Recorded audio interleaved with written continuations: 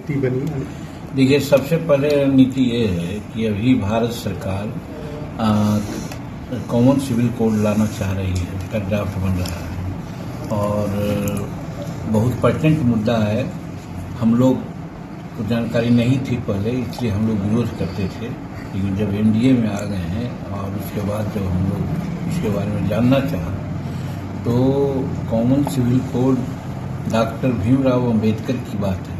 उन्होंने ही directive principle of state policy में, राज्य की नीति निर्देशक तत्वों में उसको मेंशन किया है कि कॉमन सिविल कोड होना चाहिए और उसी के आधार पर फिर हम लोग का संविधान है, उसका आर्टिकल 44 में भी उसको मेंशन किया गया है। तो हम लोग अंबेडकर साहब के मानने वाले हैं, संविधान उनके द्वारा बनाया गया है और संविधान की रक्षा हो, इसके लिए हम लोग तत्पर हैं। यही अभी हमने माननीय सदस्यों से बात किया कि अगर ये मुद्दा उठता है तो असेंबली में हम लोग डट करके कॉमन सिविल कोड का समर्थन करेंगे। एक बात है। दूसरी बात कि हल्ला हंगामा की भेंट चढ़ने वाली है, ऐसा सुनने में आया है। आज बात होनी थी, हम नहीं आ सके, बिजी में थे, बाद में आए हैं।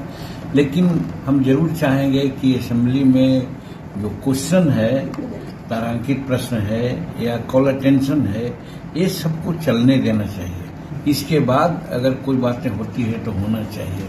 तो इस पर भी हम लोग बात कर रहे हैं कि बात करके हम लोग भाजपा के नेता से बात करेंगे कि जो क्वेश्चंस हैं, चाहे तारांकित हो या अल्पसूचित हो, ये पब्लिक इशू का मामला है और सभी सदस्यों का मामला, खास करके विरोधियों का विशेष होता है, तो इसको डिस्टर्ब नहीं करना चाहिए और बाकी मुद्दे पर हम लोगों को सरकार के नाकामयाबियों को दिखलाना चाहिए, करना चाहिए।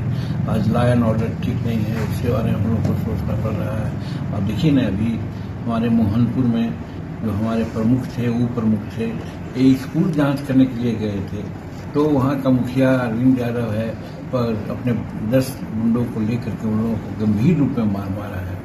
अभी चिकसोरा एक गांव है अभी नौबतपुर के नजदीक में, वहां पर एक परिवार को, शेड्यूल कास्ट परिवार को लोग खींच करके मारता है, उसकी पत्नी को, उसको बेटी को, और बिना कोई कारण से, और उस पर कोई केस नहीं होता।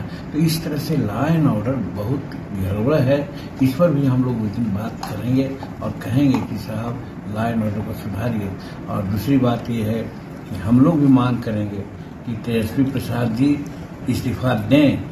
अगर वो नहीं देते हैं तो नीतीश कुमार को चाहिए कि उनसे इस्तीफा लें, इसलिए कि जीतन मांझी को 2005 में जब मंत्री पद पर ओथ लिया था और मीडिया के लोगों ने कहा कि एक दागी मंत्री आ गए हैं, तो 4 घंटा के अंदर ही हमसे इस्तीफा ले लिया गया। वो जमीर नीतीश कुमार का उस समय का आवाज में बदलाव हुआ है, कहाँ गए हैं?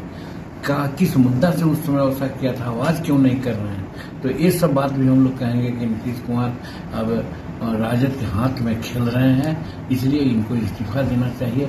अब इनकी जो ऑरा है समाप्त हो गया है, इसलिए तेजस्वी प्रसाद से इस्तीफा लें और नहीं तो खुद इस्तीफा करें। एक सवाल है कि आपने जो पूछवाने